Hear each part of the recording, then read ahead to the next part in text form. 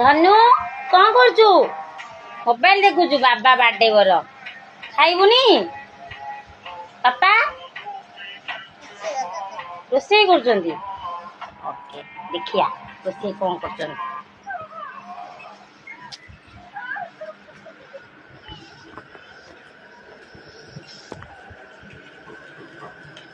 ପିଆଜ ଛେଚା ଜରା ଖାଉଛ? ଶୁଖୁଆ ଖାଇବ ଗୁରୁବାରେ? ଏ ମା ମୁଁ କରିବି ନା ତୁମେ କରି ଖାଇବୁନି? କୁଆଡ଼େ ଯିବ? କଷ୍ଟ। ରାତି 10ଟା 11ଟା ବାଜିବାକୁ ଆଇଲାଣି। ହେଇ ଦେଖ ଏତେବେଳେ ଆସିକିରି ଶୁଖୁଆ ଖାଇବେ। ଆଇଁଷିଆ ଲୋକ ଆଉ ରହିପାରିବେ ପାଖ।